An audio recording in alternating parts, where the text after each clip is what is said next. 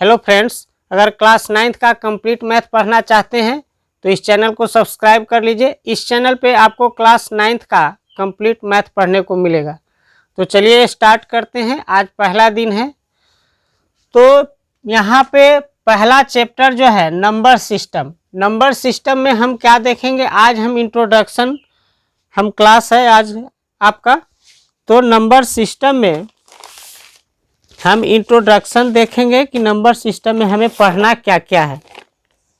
Number system में इसे हिंदी में हम संख्या पद्धति भी कहते हैं, संख्या पद्धति।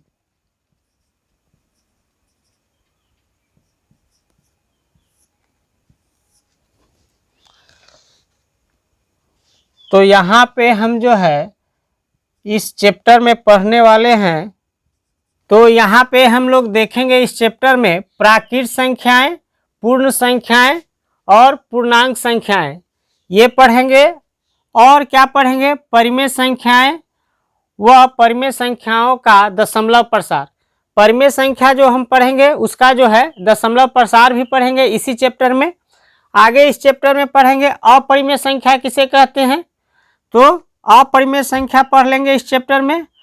और पढ़ेंगे परिमेय व अपरिमेय संख्याओं के महत्वपूर्ण बिंदु, कुछ जो है उससे रिलेटेड जो है महत्वपूर्ण तथ्य है उसको पढ़ेंगे। आगे पढ़ेंगे वास्तविक संख्याएं इसी चैप्टर में, और वर्गमूल से संबंधित कुछ जो है चीज़ें इसमें पढ़ेंगे। घातांक वाली वास्तविक संख्याओं को हल करने का नियम, तो इतना चीज़ जो है हम पहले चैप्टर में पढ़ेंगे आपका नंबर सिस्टम में, संख्या पद्धति में। तो सबसे पहले हम लोग पढ़ेंगे प्राकृत संख्या। प्राकृत संख्या, प्राकृत संख्याएं हम जो यहाँ पे सबसे पहला हम पढ़ेंगे प्राकृत संख्या। प्राकृत संख्या को नेचुरल नंबर भी कहते हैं, इसे इंग्लिश में नेचुरल नंबर बोलते हैं।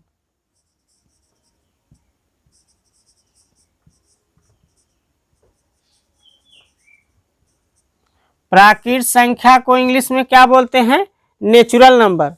तो नेचुरल नंबर जो है इसको हम n से भी डिनोट करते हैं। प्राकृत संख्या को अगर शॉर्ट में अगर हम जानना चाहे तो n लिखा रहेगा तो हम उसे क्या समझेंगे, वह जो है प्राकृत संख्या की बात कर रहा है।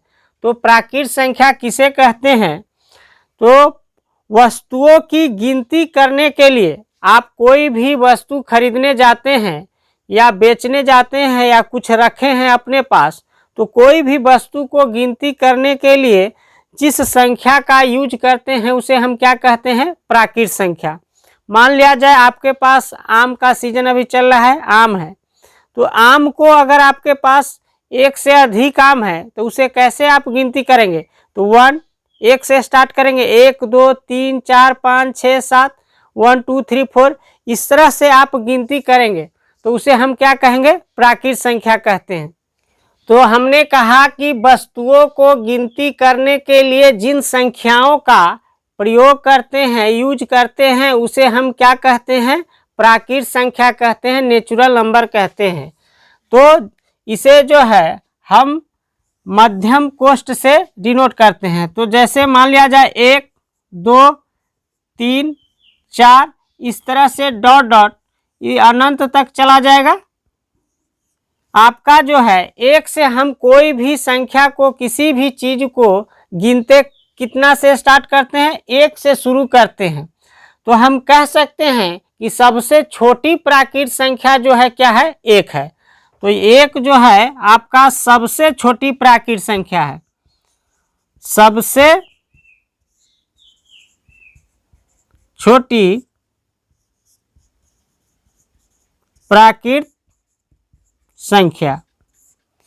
1 जो है अगर आपसे कोई पूछ दिया जाए कि सबसे छोटी प्राकृत संख्या क्या है, तो आप क्या बोलेंगे, सबसे छोटी प्राकृत संख्या जो है 1 है। अगर आपसे कोई पूछ दे कि सबसे बड़ी प्राकृत संख्या किसको कहते हैं, तो बड़ा का कोई अंत नहीं है, लाख। अगर आप लाख बोलिएगा तो करोड़ हो सकता है, करोड़ बोलिएगा तो उससे भी ज़्यादा हो सकता है। मतलब गिनती का अंत नहीं है, अधिक का कोई अंत नहीं है। तो अगर आपसे पूछा जाए कि सबसे बड़ी प्राकृत संख्या क्या है, तो बोलिएगा कि उसका कोई अंत नहीं है। अगर आपसे पूछ दिया जाए कि सबसे छोटी प्राकृत संख्या किसे कहते हैं, तो सबसे छोटी प्राकृत संख्या क्या है, एक है। हम कोई भी संख्या जो है, कोई भी चीज को गिनने के लिए स्टार्ट ही हम एक से करते हैं, इससे नीचे तो कोई संख्या है नहीं, तो एक से ही हम लोग शुरू करते हैं। कोई भी प्राकृत संख्या को जानने के लिए सबसे छोटा जो है एक है। कोई भी संख्या, कोई भी वस्तु को गिनने के लिए एक से स्टार्ट करते हैं, इसीलिए सबसे छोटी प्राकृत संख्या आपका क्या हो जाएगा, एक। यहाँ पे लिखा भी हुआ है, वस्तुओं की गिनती करने के लिए जिन संख्याओं का प्रयोग करते हैं उन संख्याओं को हम प्राकृत संख्या कहते हैं। अगर आपसे पूछ दिया जाए क्या आपका जो है यहाँ पे दशमलव में 2.5 क्या यह एक प्राकृत संख्या है, तो देखिए इसमें गिनती जो हम करते हैं, कोई भी चीज को, कोई भी वस्तु को अगर गिनती करते हैं तो एक के बाद क्या करते हैं, दो के बाद क्या करते हैं, 3। क्या किसी भी चीज को गिनने के लिए अढ़ाई का यूज करते हैं, 2 के बाद अढ़ाई वस्तु, ऐसा तो नहीं करते हैं। जैसे एक कलम है तो एक कलम, 2 कलम, 3 कलम, 2 के बाद डायरेक्ट कहाँ जाते हैं, 3 पे जाते हैं, ऐसा तो नहीं बोलते हैं कि अढ़ाई कलम। तो यह जो पॉइंटों में जो संख्या होगा, अगर आपसे पूछेगा कि क्या पॉइंट वाला जो है, दशमलव वाला, यह प्राकृत संख्या हो सकता है, तो बिल्कुल नहीं हो सकता है। क्या अब बात रही, अगर आपसे पूछ दिया जाए कि 0 क्या एक प्राकृत संख्या है, तो 0 को आप देख लीजिए, 0 यहाँ पे हम तो काउंटिंग शुरू ही करते हैं एक से नीचे तो कोई संख्या है नहीं, तो 0 भी आपका एक प्राकृत संख्या नहीं है। अगर आपसे सवाल पूछे कि क्या 0 एक प्राकृत संख्या है, तो आपका जवाब होना चाहिए नहीं, क्योंकि हम प्राकृत संख्या की शुरुआत जो करते हैं कैसे, 1 से करते हैं। नेक्स्ट, अगर आपसे पूछ दिया जाए क्या -2 एक प्राकृत संख्या है, तो यहाँ पे देखिए प्राकृत संख्या में सभी संख्या जो है क्या होता है, घनात्मक होता है, ऋणात्मक कोई भी प्राकृत संख्या में नहीं होता है। तो प्राकृत संख्या में ऋणात्मक मान है ही नहीं, 1 2 3 4 इस तरह से। अगर इसके आगे कोई चिन्ह नहीं दिया हुआ है, इसका मतलब है कि यह प्लस वाला है, तो प्राकृत संख्या हमारा ऋणात्मक नहीं होता है। तो अगर माइनस वाला अगर कोई संख्या आपसे पूछे क्या यह एक प्राकृत संख्या है, तो आपका जवाब होना चाहिए बिल्कुल नहीं। और आगे यहाँ पे देख लेते हैं, अगर रूट में कोई संख्या दिया रहे, जैसे 36, अगर रूट में कोई संख्या दिया हुआ है, अगर आपसे पूछेगा क्या 36 एक परिमेय संख्या, 36 एक प्राकृत संख्या है, तो आपको यह पता करना होगा कि पूर्ण वर्ग संख्या ये है या नहीं। तो 36 का वर्ग कितना होता है, 6, तो 6 जो है आपका जो है 6 जो है आपका प्राकृत संख्या है, इसलिए यह जो है आपका √36 जो है यह एक प्राकृत संख्या है। अगर यहीं पे आपसे पूछ लिया जाता क्या √37 यह एक प्राकृत संख्या है, तो आपका जवाब होगा नहीं, क्योंकि यह एक पूर्ण वर्ग संख्या नहीं है। कैसे, तो पूर्ण वर्ग संख्या किसे कहते हैं, तो देख लीजिए इसका पूर्ण वर्ग नहीं निकलेगा, इसलिए यह एक जो है प्राकृत संख्या नहीं है। तो पूर्ण वर्ग किसको कहेंगे, तो जैसे मान लिया जाए यहाँ पे इसे हम मिटा दे रहे हैं,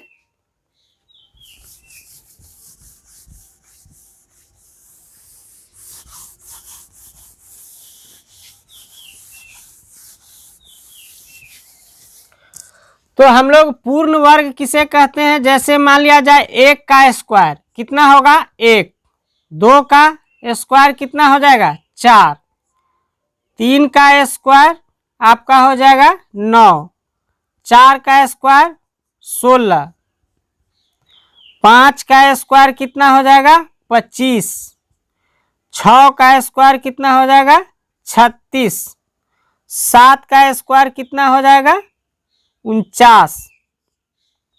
तो हमने आपसे पूछा था अगर कि क्या 37 एक प्राकृत संख्या है √37, तो देखिए यहाँ यह जो संख्या है इस तरह से जो आते जाएगा, इसे हम कहते हैं पूर्ण वर्ग संख्या। पूर्ण वर्ग संख्या, अगर कोई भी रूट के अंदर पूर्ण वर्ग संख्या दिया हुआ है तो वह प्राकृत संख्या होगा। अगर पूर्ण वर्ग संख्या नहीं दिया हुआ है रूट के अंदर में तो वह प्राकृत संख्या नहीं होगा। तो यहाँ पे देखेंगे यह जो है 36 के बाद डायरेक्ट कितना है 49, फिर आप यहाँ 7 के बाद 8 का स्क्वायर करेंगे तो 8 8 कितना हो जाएगा 64। तो 49 के बाद डायरेक्ट 64 आपका जो है प्राकृत संख्या अगर रूट के अंदर में होगा तो होगा। क्यों? क्योंकि 49 के बाद डायरेक्ट 64 जो है पूर्ण वर्ग संख्या है। तो इन संख्याओं को हम कहते हैं पूर्ण वर्ग संख्या। तो ये आपका पूर्ण वर्ग संख्या हो गया। अगर रूट के अंदर में पूर्ण वर्ग संख्या रहेगा तो वह आपका प्राकृत संख्या होगा। अगर पूर्ण वर्ग संख्या नहीं रहेगा तो उसे हम प्राकृत संख्या नहीं कहेंगे। एक और देख लेते हैं, जैसे रूट अंडर 225, तो यह एक प्राकृत संख्या है कि नहीं। अगर आपसे पूछ लिया जाए तो सबसे पहले आप जो है इस तरह का जो स्क्वायर का जो है आप 9th क्लास में चले गए हैं तो कम से कम आपको जो है 1 से 50 तक याद होना चाहिए। तो आप इसे लिख करके आप याद कर लेंगे 50 तक। तो अगर आपसे 1 से 50 तक याद रहेगा तो मैथ और भी आसान हो जाएगा। इससे रिलेटेड कोई भी क्वेश्चन रहेगा तो आपसे बनेगा। तो 225 अगर आपसे पूछा जाएगा कि क्या यह एक प्राकृत संख्या है तो 225 जो है यह 15 का स्क्वायर है और गिनती के लिए आप 15 का यूज करते हैं, इसलिए जो है 225 क्या है एक प्राकृत संख्या है। 37 आपका प्राकृत संख्या नहीं है। तो इस तरह से आपको समझ में आ गया होगा। अगर आपसे कोई पूछ लिया जाए भिन्न वाला, मतलब 81/3, यह जो है अगर कोई पूछ लिया जाए आपसे कि 81/3 जो है क्या यह एक परिमेय संख्या है तो बिल्कुल है। क्यों है? तो 3 से आप इसको काटेंगे, 3 दूना 6 और 7 21, यहाँ जो है यह 27 मरतबा में कटेगा। तो आप काउंटिंग के लिए, गिनती के लिए क्या 27 का यूज नहीं करते हैं? बिल्कुल करते हैं। तो यह जो है 81/3 जो है आपका प्राकृत संख्या बिल्कुल है। अगर यही पूछ लिया जाए कि 82/3 क्या यह एक प्राकृत संख्या है तो देखिए 3 से क्या पूरा कट रहा है 82, तो नहीं कटेगा, यह दशमलव में आ जाएगा। इसलिए 82/3 जो है आपका प्राकृत संख्या नहीं होगा। तो इस तरह से आई होप आपको समझ में आ गया होगा कि प्राकृत संख्या हम किसे कहते हैं। तो इस तरह से अगर कुछ भी प्राकृत संख्या से रिलेटेड आपसे पूछेगा तो उसका आंसर आपके पास होना चाहिए। तो चलिए अब जो है नेक्स्ट जो था प्राकृत संख्या के बाद पूर्ण संख्या, तो अब हम लोग पूर्ण संख्या देखते हैं। तो यहाँ पे देखेंगे पूर्ण संख्या को होल नंबर भी बोलते हैं।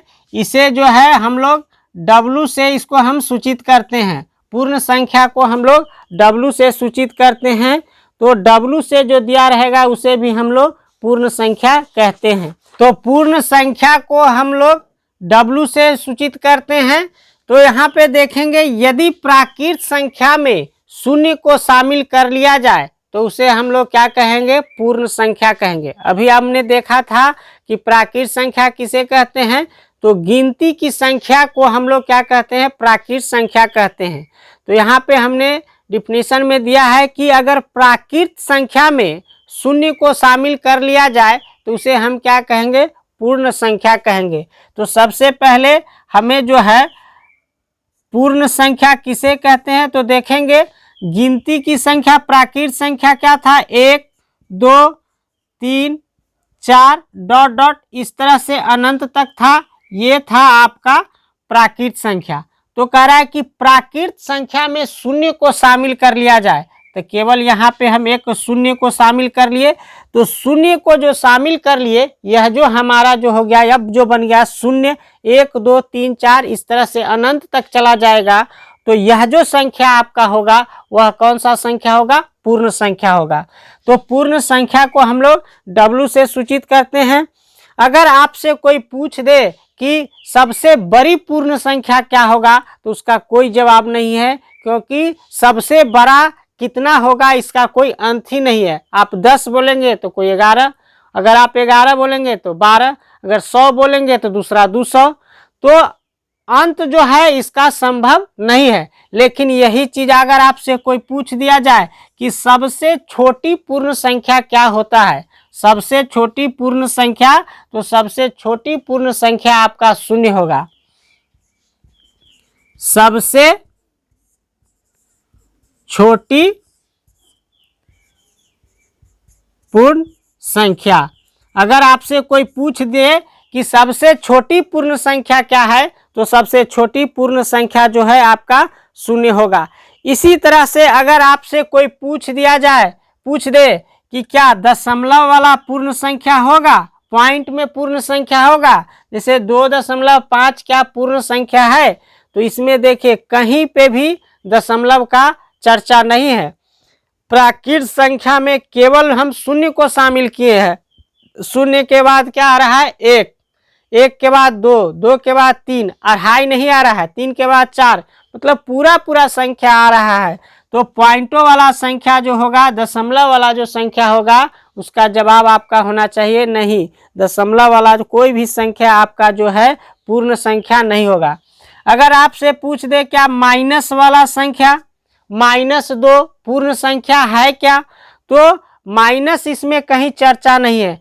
प्राकृत संख्या भी धनात्मक होता है और पूर्ण संख्या भी टोटल का टोटल क्या होता है, धनात्मक होता है। इसके आगे कोई चिन्ह नहीं है, इसका मतलब इसके आगे प्लस का चिन्ह है।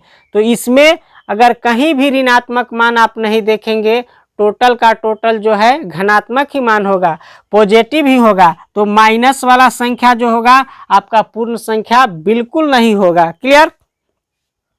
अगर आपसे पूछ दे क्या 0 एक पूर्ण संख्या है, तो 0 जो है बिल्कुल पूर्ण संख्या है, क्योंकि 0 से ही शुरुआत होता है। यहाँ पे देखिए पूर्ण संख्या की शुरुआत ही 0 से होता है, तो 0 आपका जो है पूर्ण संख्या है। क्या पूर्ण संख्या 0 है, प्राकृत संख्या 0 नहीं है, क्योंकि प्राकृत संख्या की शुरुआत 1 से होती है और पूर्ण संख्या की शुरुआत जो है 0 से होती है। तो 0 आपका बिल्कुल आपका जो है यह एक जो है पूर्ण संख्या है।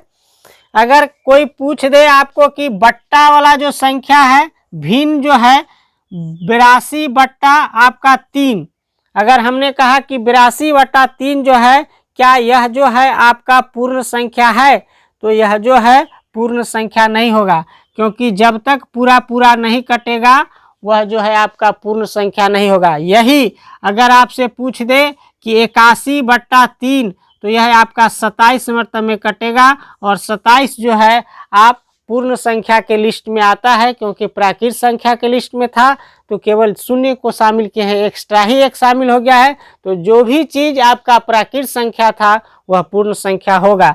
तो 81/3 आपका एक पूर्ण संख्या है, लेकिन 82/3 पूर्ण संख्या नहीं है, क्योंकि यह पूरा नहीं कट रहा और यह पूरा कट जा रहा है। तो हमें इस 27 से मतलब है, इसीलिए 81/3 जो है आपका पूर्ण संख्या बिल्कुल है।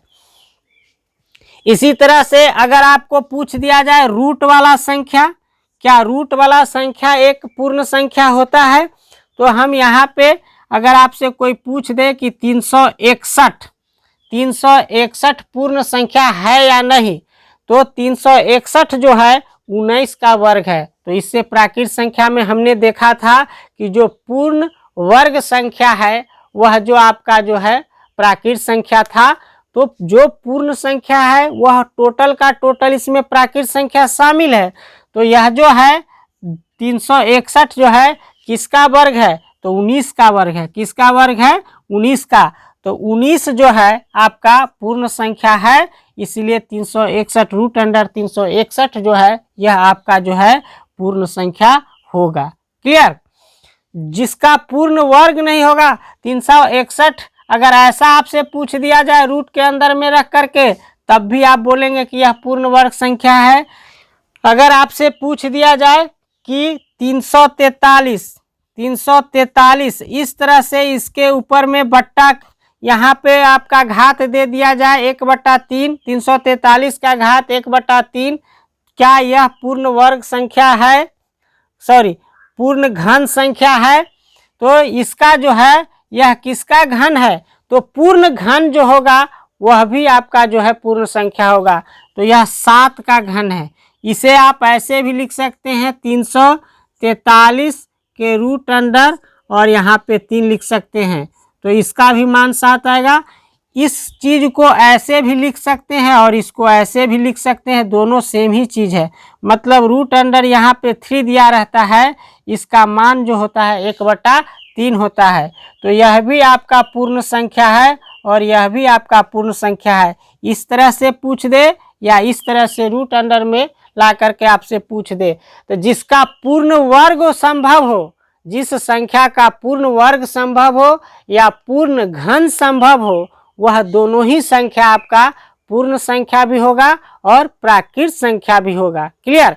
तो वर्ग हो या घन संख्या हो, वह दोनों ही जो है अगर पूर्ण है, अगर पूरा पूरा किसी का है और किसे हम पूर्ण वर्ग संख्या कहते हैं, उसी प्रकार से पूर्ण घन संख्या कहते हैं। वर्ग में 2 संख्याओं का जोड़ा रहता है और घन में 3 संख्याओं का जोड़ा रहता है। जैसे 343 जो है 3 बार 7 का गुना हुआ है, 3 बार 7 का गुना हुआ है, तो इसे हम कहते हैं घन। 3 संख्याओं का जोड़ा रहता है, तो 7 जो है इसमें से एक हम निकाल लेते हैं 7, तो यह जो है आपका घन संख्या है, पूरा पूरा यह है, इसलिए यह एक पूर्ण संख्या है। तो इस तरह से आपसे कुछ भी पूछा जाए पूर्ण संख्या के बारे में, तो आपके पास कंप्लीट जवाब होना चाहिए। तो नेक्स्ट जो हम लोग देखेंगे, यहाँ पे प्राकृत संख्याओं और पूर्ण संख्याओं में अंतर देखेंगे। तो कह रहा है कि समस्त प्राकृत संख्याएं पूर्ण संख्या होती है। मतलब समस्त प्राकृत संख्या, तो देखिए पूर्ण संख्याएं होती है, तो प्राकृत संख्या 1 2 3 4 डॉट डॉट इस तरह से अनंत तक होता है। और पूर्ण संख्या जो होता है इसमें हम शून्य को शामिल कर लेते हैं, तो क्या समस्त प्राकृत संख्या पूर्ण संख्या ये है। तो यहाँ देखिए यह जो आपका प्राकृत संख्या है यह तो पूर्ण संख्या में ऑलरेडी है, एक एक्स्ट्रा ही पूर्ण संख्या में शून्य है। तो जो समस्त प्राकृत संख्या जो है आपका, यह जो प्राकृत संख्या है यह पूर्ण संख्या में आता है। क्लियर? फिर कह रहा है शून्य के अतिरिक्त समस्त पूर्ण संख्याएं प्राकृत संख्या है। सेम चीज है, कह रहा है शून्य को छोड़ दीजिए, शून्य के अतिरिक्त सभी संख्या जो है वह प्राकृत संख्या है। कह रहा है शून्य के अतिरिक्त समस्त पूर्ण संख्याएं, तो पूर्ण संख्या तो शून्य को लेकर के होता है, तो कह रहा है शून्य के अतिरिक्त, तो पूर्ण संख्या में से जो है शून्य को हटा दीजिए, तो हटा दिए। कह रहा है संख्याएं प्राकृत संख्या है, तो शून्य को छांट देंगे पूर्ण संख्या में से, तो जो संख्या बच जाएगा वह बिल्कुल जो है आपका प्राकृत संख्या ही बचेगा केवल। क्लियर? तो यह भी हो गया, यह भी हो गया। नेक्स्ट कह रहा है एक सबसे छोटी प्राकृत संख्या है। तो प्राकृत संख्या की शुरुआत हम किससे करते हैं? किसी प्राकृत संख्या किसको कहते हैं? गिनती की संख्या को हम प्राकृत संख्या कहते हैं। तो सबसे छोटी प्राकृत संख्या हम लोगों ने देखा था, क्या था? 1 था। तो 1 सबसे छोटी प्राकृत संख्या है, जबकि शून्य सबसे छोटी पूर्ण संख्या है। तो यहाँ पे पूर्ण संख्या की शुरुआत जो होता है शून्य से होता है और प्राकृत संख्या की शुरुआत 1 से होता है। तो सबसे छोटी प्राकृत संख्या 1 होगा और सबसे छोटी पूर्ण संख्या 0 होगा, और सबसे बड़ी पूर्ण संख्या या सबसे बड़ी प्राकृत संख्या उसका कोई अंत नहीं है। आगे देखिए कह रहा है प्राकृत तथा पूर्ण संख्याएं अनंत होती है। तो पूर्ण संख्या भी सबसे बड़ा कितना होगा उसका कोई गिनती नहीं है, इसीलिए पूर्ण संख्या भी उसका अनंत है सबसे बड़ी। और प्राकृत संख्या का भी अगर आपसे पूछ दिया जाए सबसे बड़ा क्या होगा, तो वह भी उसका जवाब क्या होगा? अनंत होगा। तो पूर्ण संख्या और प्राकृत संख्या सबसे बड़ी अगर आपसे पूछा जाए तो क्या होगा? अनंत होगा। क्लियर? यहाँ पे हम लोग देखेंगे पूर्णांक संख्या किसे कहते हैं। तो पूर्णांक संख्या को इंग्लिश में इंटीजर भी बोलते हैं और इसे आई से भी सूचित करते हैं और जेड से भी सूचित करते हैं। लेकिन आई तो पता चल जाता है कि आई से स्टार्ट इंटीजर हो रहा है, इंटीजर को लिखने के लिए आई का हम इस्तेमाल यूज करते हैं, इसलिए आई है। लेकिन जेड से भी इसको इंटीजर को लिखा जाता है। यहाँ पे करा यदि पूर्ण संख्याओं के समूह में, तो सबसे पहले पूर्ण संख्या किसे कहते हैं वह लिख लेते हैं। तो पूर्ण संख्या की शुरुआत जो होती है शून्य से होती है। तो 0 1 2 3 4 डॉट डॉट इस तरह से अनंत तक। कह रहा है पूर्ण संख्याओं के समूह में प्राकृत संख्याओं के ऋणात्मक मानों को शामिल कर लिया जाए। तो प्राकृत संख्या किसे कहते हैं? तो प्राकृत संख्या 1 2 3 4 डॉट डॉट इस तरह से अनंत तक चला जाएगा। तो प्राकृत संख्याओं के ऋणात्मक मान, तो ऋणात्मक मान कह रहा है तो माइनस वाला, तो -2 -3 -4 और अनंत तक माइनस। तो ऋणात्मक मान कह रहा है कि पूर्ण संख्याओं के समूह में प्राकृत संख्या के ऋणात्मक मान को शामिल कर लिया जाए तो उसे हम लोग क्या कहते हैं? पूर्णांक संख्या कहते हैं, इंटीजर कहते हैं।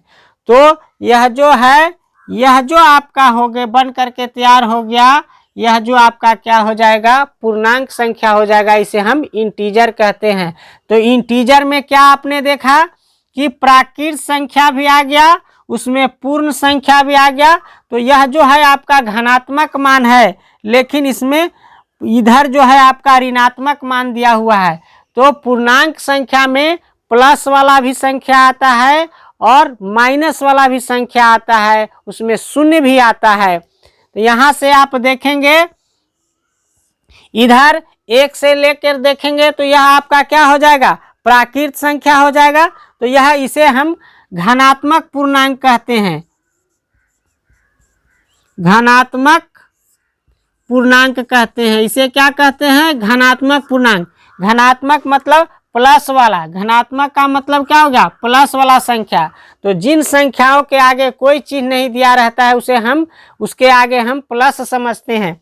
तो इन संख्याओं के आगे कुछ नहीं दिया हुआ है तो यह सभी संख्या जो है प्लस वाला संख्या है। तो यह जो है धनात्मक पूर्णांक किसे कहलाएगा। और 1 से लेकर के 1 2 3 यहाँ से जो शुरुआत होता है उसे हम प्राकृत संख्या भी कहते हैं। यह जो आपका क्या है? यह प्राकृत संख्या भी है। आपका क्या है? प्राकृत संख्या। यह आपका प्राकृत संख्या भी है। तो इसे हम धनात्मक पूर्णांक कहते हैं, 1 से लेकर के जो शुरू होता है। और इधर जो आप देख लीजिए 1 से लेकर के जो यह माइनस वाला है, इसे हम ऋणात्मक मान कहते हैं। इसे ऋणात्मक पूर्णांक कहते हैं। क्या कहेंगे? ऋणात्मक पूर्णांक। यह जो है यह ऋणात्मक पूर्णांक इसे कहते हैं और प्लस वाला को धनात्मक पूर्णांक कहते हैं। बीच में आपका बच गया शून्य, तो इसे हम लोग कहते हैं शून्य पूर्णांक। क्या कहते हैं? शून्य पूर्णांक। इसे हम लोग कहते हैं शून्य पूर्णांक। और चूंकि न शून्य माइनस में है न प्लस में है, सॉरी, शून्य का अपना कोई वैल्यू नहीं होता है, यह चुपचाप बैठा रहता है। यह किसी के इस बीच में आ गया है तो इसका कोई मान्य नहीं है, इसीलिए इसको हम लोग बीच में आ गया, इसे हम उदासीन पूर्णांक भी कहते हैं। शून्य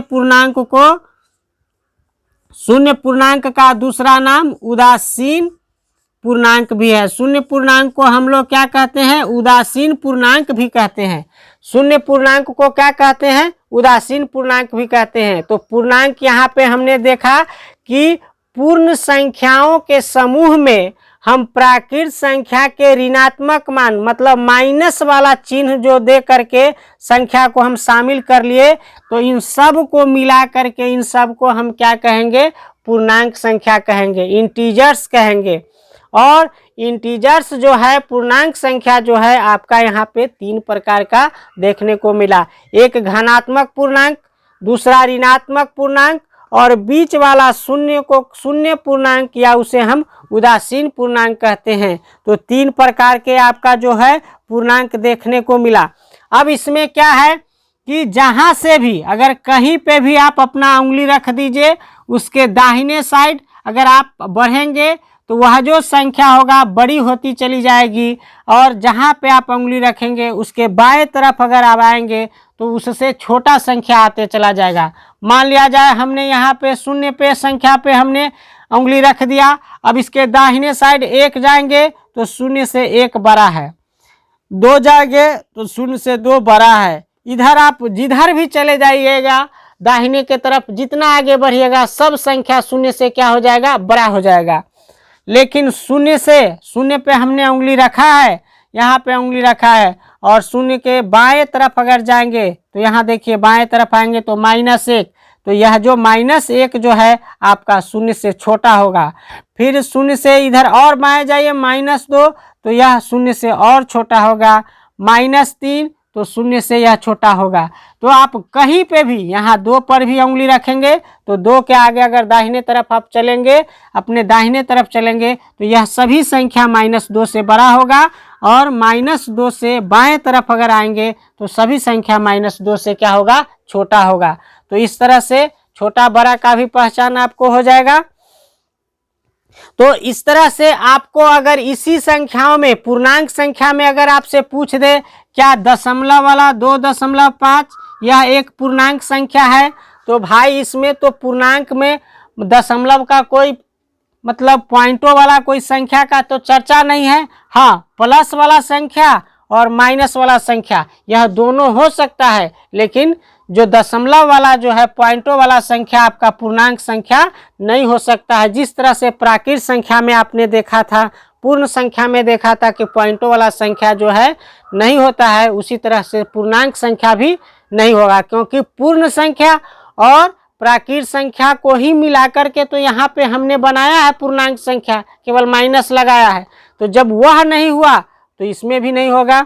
अगर आपसे कोई प्रश्न में पूछ दिया जाए कि क्या माइनस में, यह तो प्लस वाला पॉइंट है, तो माइनस में पॉइंट वाला संख्या क्या आपका पूर्णांक संख्या होगा, तो माइनस वाला होगा। लेकिन देखिए -1 के बाद -2 है, दशमलव का बीच में कोई जैसे 2 के बाद पूरा 3 आता है, न कि अढ़ाई आता है। तो इस तरह से माइनस में होगा, लेकिन अगर दशमलव में है, अगर पॉइंटों में है, तो वह संख्या आपका पूर्णांक संख्या नहीं होगा।